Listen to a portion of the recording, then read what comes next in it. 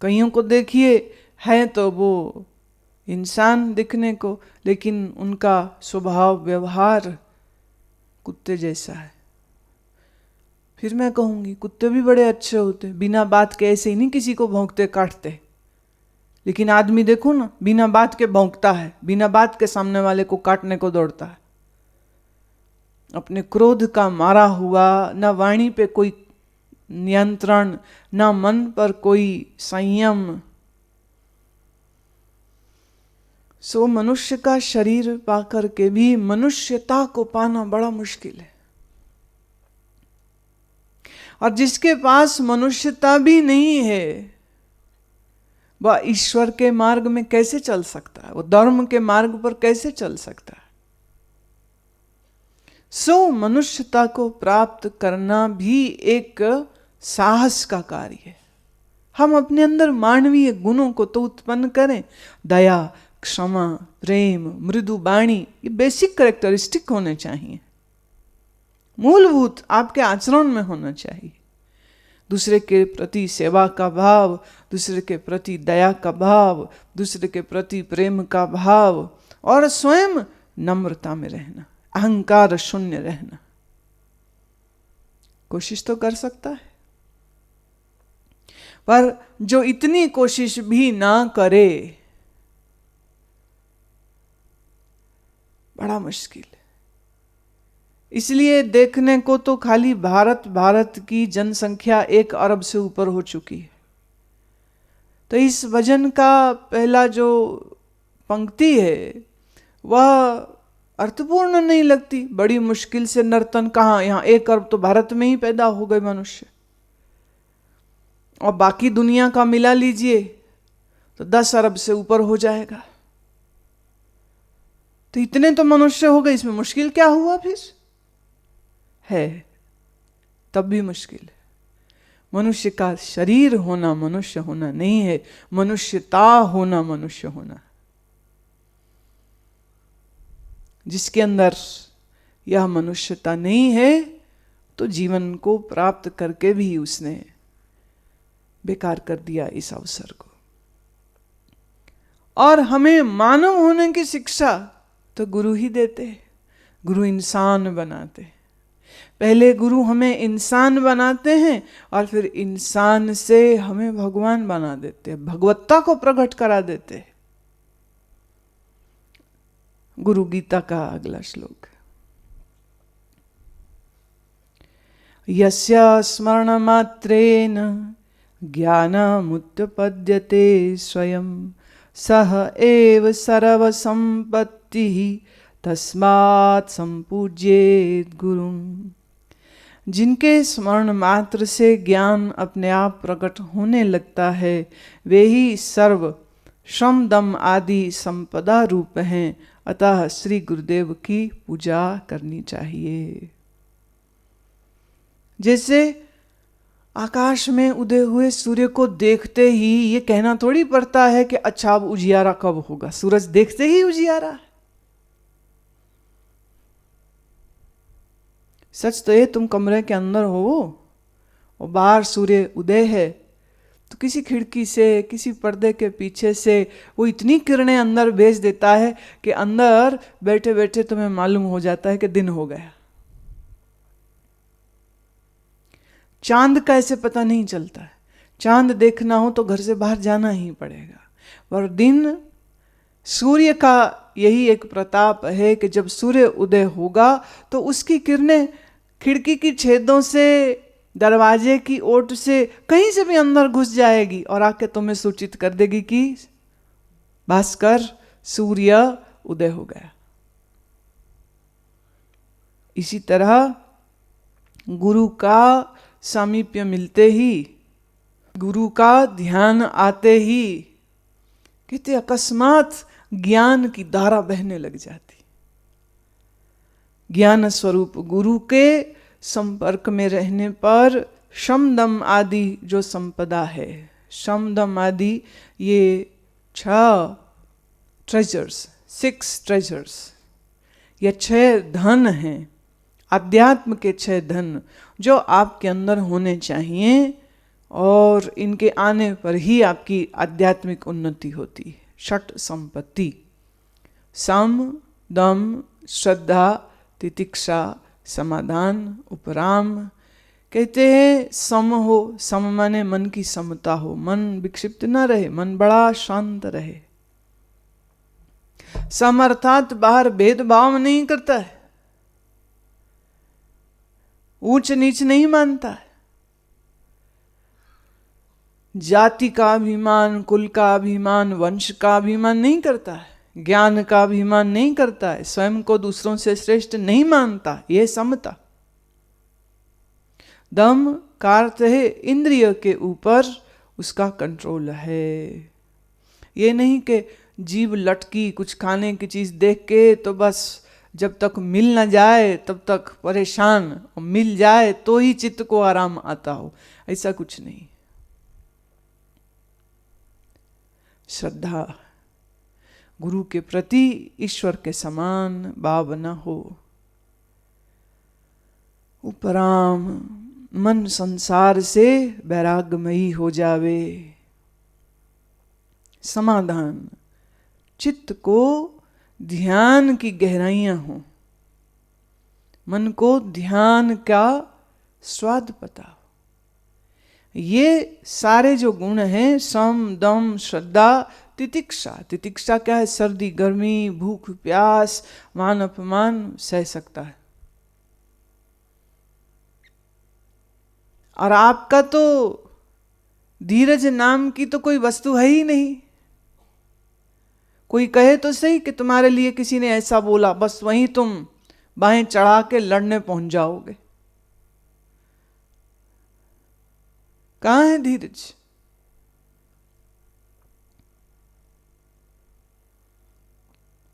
कोई कुछ कहे तो सही तुम्हें, तुम्हारी गलती पर भी अगर कोई तुम्हें टोक दे तो तुम ऐसे आग बबूला होते हो कि सामने वाले को जिंदा चीर के खा जाओ। जिसके अंदर अपमान सहने का मादा नहीं है, वह ज्ञान का अधिकारी नहीं हो सकता। जो दूसरों से सम्मान चाहता है वह भी ज्ञान का अधिकारी नहीं होता है। मान मिले, अपमान मिले। अच्छा, कई लोगों की इतनी छोटी बुद्धि होती है, तरस आता है उनके ऊपर।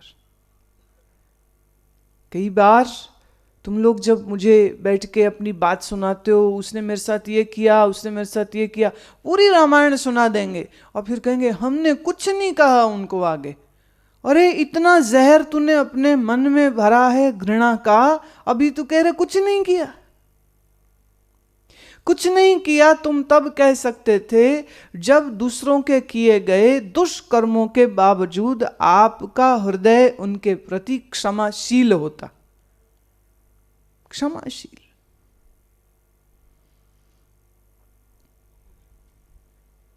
सामने वाला मूर्ख हो सकता है, कम बुद्धि का मालिक हो सकता है, बदतमीजी कर सकता है, तो क्या हुआ? माने कुत्ता भौंके तुम्हें तो तुम क्या आगे उसको भौंकते हो? फिर सोच के देखो ना, कुत्ता तुम्हें भौंके और तुम भी चारों हाथ पैर जमीन पे लगा के कुत्ते की ही तरह भौंकना शुरू हो जाओ। कुत्ता तुम्हें काट दे तो क्या तुम भी कुत्ते को काटने दौड़ पड़ोगे? कुत्ता भौंके तुम किनारे से निकल जाते हो। काटने को आवे खुद को बचा लोगे, काट जावे क्या करोगे? कितनी देर काटेगा? थोड़ी देर मारेगा, दांत फिर आप ही छोड़ के चला जाएगा। क्या करेगा?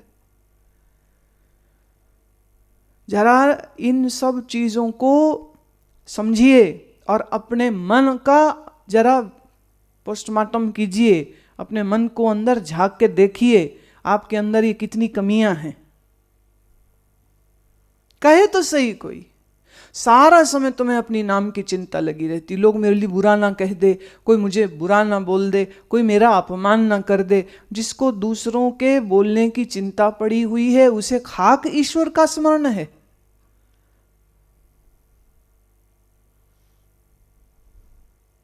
ना, जिसे दूसरों के कहे गए वचनों से परेशानी होती हो वह भक्त नहीं, वह साधक नहीं। साधक वही है, अच्छा कहे कोई तो परवाह नहीं, बुरा कहे कोई तो परवाह नहीं, भोजन न मिले परवाह नहीं, मिल जाए परवाह नहीं। तितिक्षा।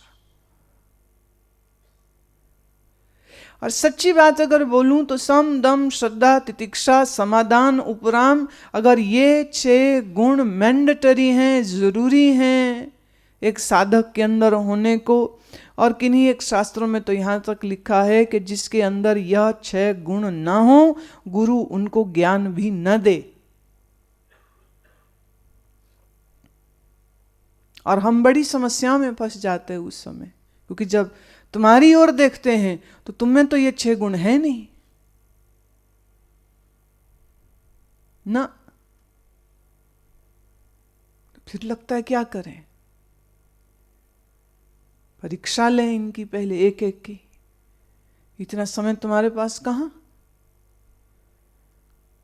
जिसके अंदर समता नहीं, दम नहीं, श्रद्धा नहीं, तितिक्षा नहीं, मन का समाधान नहीं, समाधान माने ध्यान की गहराइयां, निर्विकल्प समाधि जिसकी हो चुकी हो वही ज्ञान का अधिकारी। जिसके चित्त में उपराम हो, वैराग्य हो जिसके चित्त में,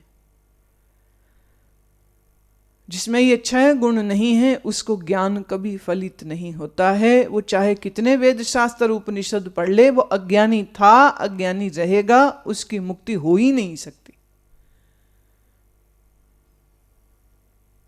इसलिए तुमने कितने सालों से मुझे सुना है, इस बात से कोई फर्क नहीं पड़ता है जब तक तुमने अपने अंदर इन 6 गुणों को उत्पन्न नहीं किया, तब तक यह ज्ञान का बीज तुम्हारे अंदर कभी अंकुरित हो नहीं सकता।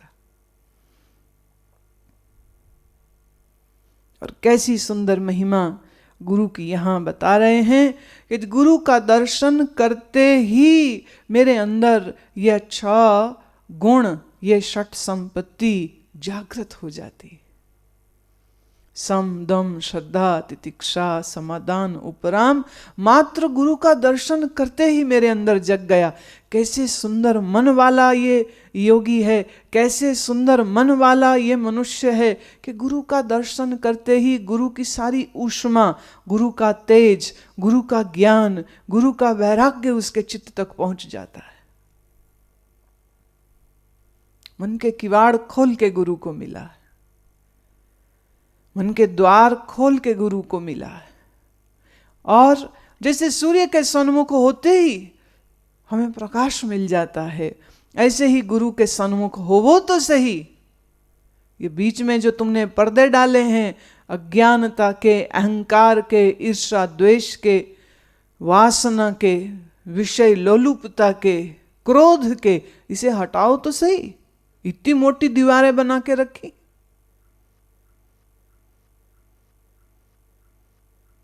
इतनी मोटी दीवारें,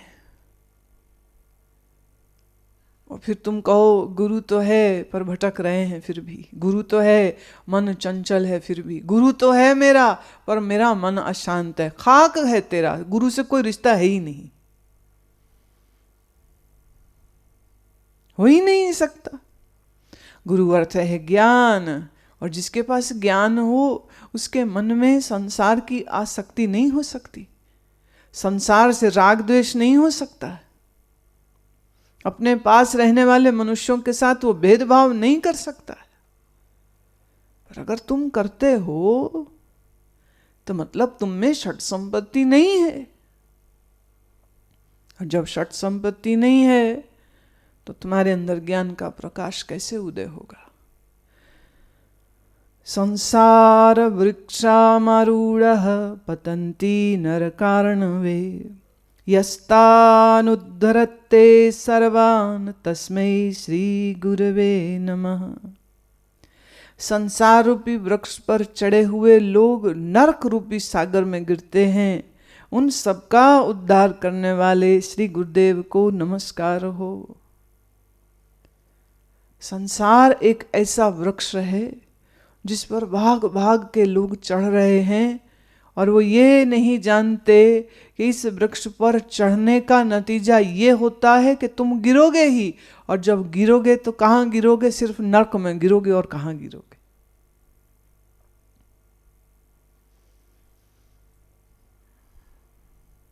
संसार कहाँ से शुरू होता है? या मैं यूं कहती हूं, संसार कहाँ है? संसार तुमसे शुरू होता है।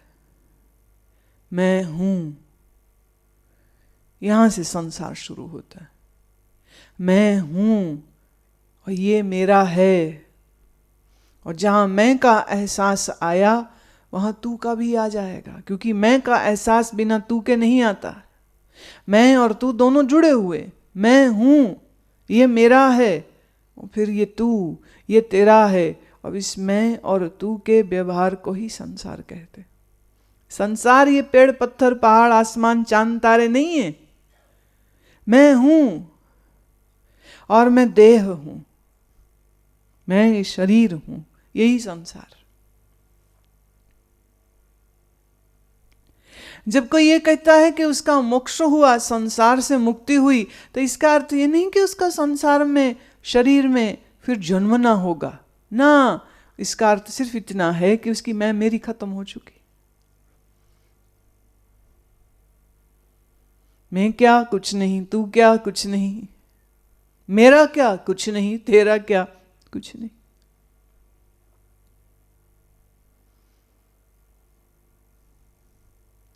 मैं ही संसार। और तुम 24 घंटे में कितने बार मैं बोलते हो? विचार के देखना, आज ही देखना। कितने बार मैं की बात, कितने बार मेरे की बात करते हो? मैं, मेरा मेरा मेरा, मैं, मेरा मेरा मेरा, बस यही राग तुम गाते रहते हो। मेरे दुख, मेरे सुख, मेरे बच्चे, मेरा परिवार, मेरा घर, मेरी दुकान, मेरा बिजनेस, मेरा नाम, मेरी इज्जत, मेरे सुख, मेरे दुख, मैं कितने बार करते हो मैं? ये जब तक मैं है तब तक संसार। इसी मैं और मेरेपन का ही संसार का नाम दुख है, बंधन है। और जिस दिन ये मैं मुक्त हुई, मैं से मैं मुक्त हुई, वही मोक्ष है।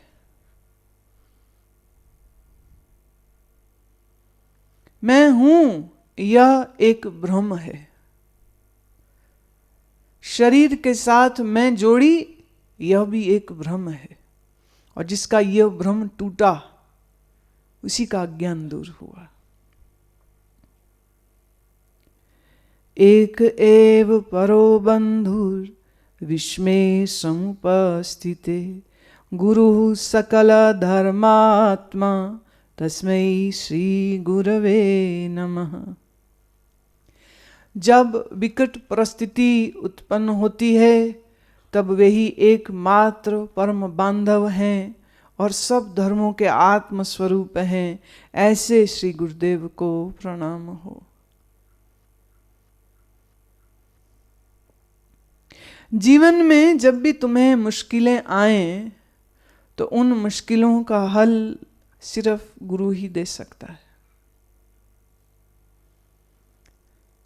और जीवन में कई बार ऐसी समस्याएं आ जाती हैं, ऐसी मानसिक परेशानियां आ जाती हैं जिसका उत्तर स्वयं तो मिलता नहीं है। तो फिर ढाढ़स कहाँ से, समाधान कहाँ से, सहारा कहाँ से, आश्रय कहाँ से मिलेगा? बोले वो तो सद्गुरु से ही मिलता है।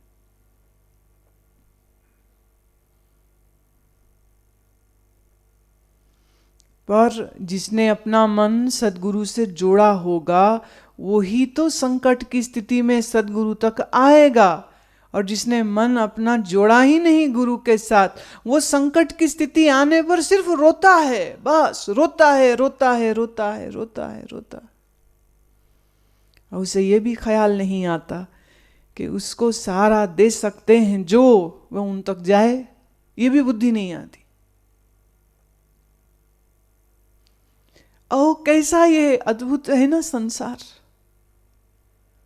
कैसी विषम परिस्थिति। एक तो संकट, ऊपर से बुद्धि मारी जाएगी, ख्याल ही नहीं आएगा, ध्यान ही नहीं आएगा। अपने दुखों में अपने आप को डुबो लेता है, अज्ञानता के मोह के अंधकार में स्वयं को गुम कर लेता है।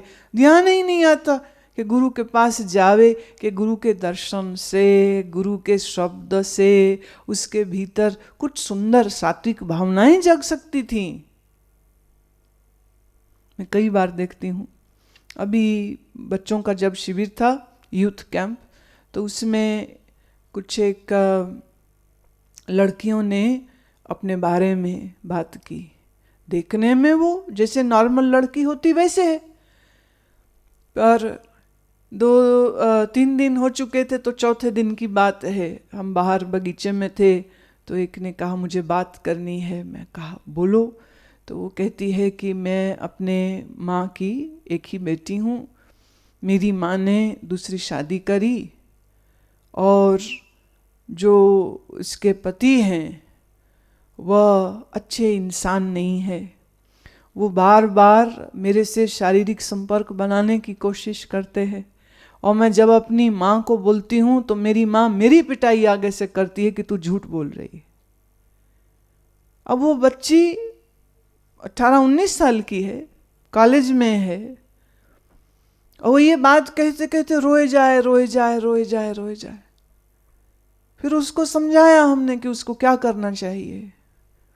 अभी वो पैर पे नहीं खड़ी है, अभी वो नौकरी नहीं कर रही, अभी वो पैसे नहीं कमा सकती है, और उसी घर में रहना पड़ रहा है जहां ऐसा पिशाच कर्म करने वाला पुरुष है जिसको उसकी मां अपना पति समझती है।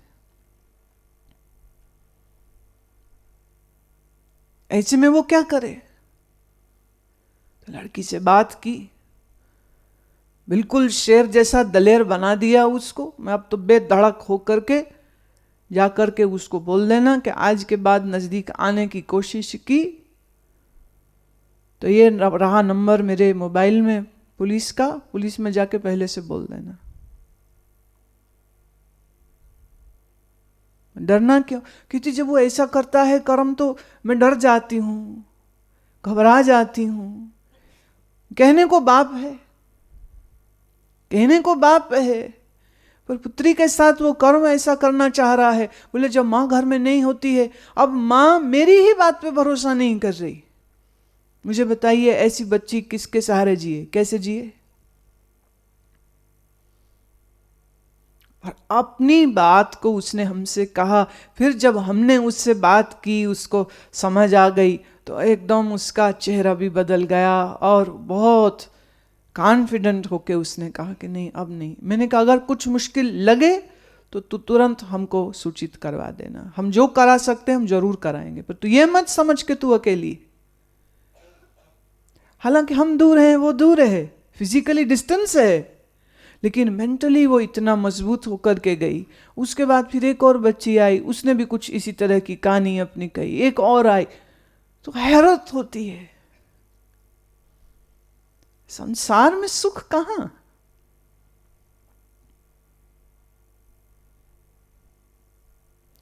इतनी कम आयु में ऐसी विकट स्थितियों में बच्चे कई दफे जीते हैं और खुद के माँ बाप समझ भी नहीं पाते हैं उनके मन को, ना उनको कोई समाधान दे पाते।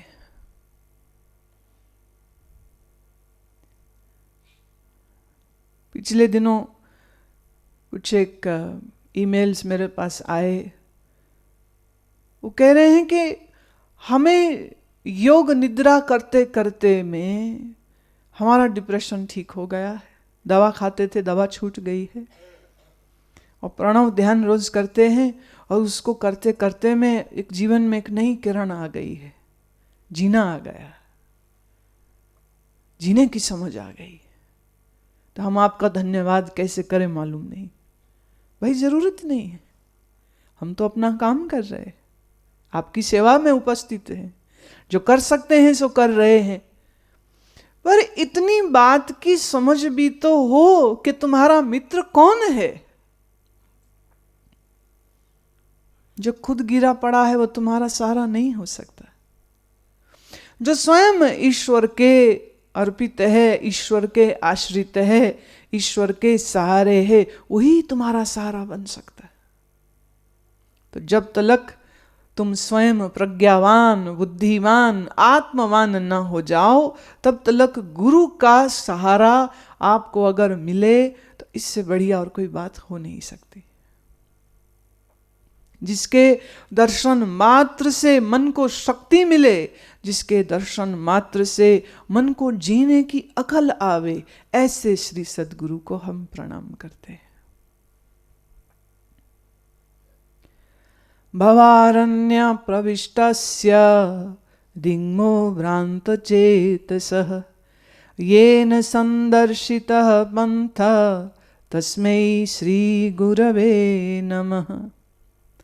संसार रूपी अरण्य में प्रवेश करने के बाद दिग्मूढ़ की स्थिति में चित्त भ्रमित हो जाता है, उस समय जिसने मार्ग दिखाया उन श्री गुरुदेव को नमस्कार हो।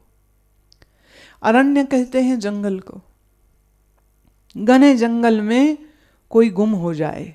दिग्मूढ़ का अर्थ है जब कुछ सुझाई न पड़े, अकल भी काम ना करे, घबराहट हो रही हो, रास्ता भी नहीं दिख रहा है, घना जंगल है, पशुओं का भय है, अंधकार है, ऐसी स्थिति में कोई फंसा हो और उस समय कोई राह दिखाए, गुरु वैसा ही होता है।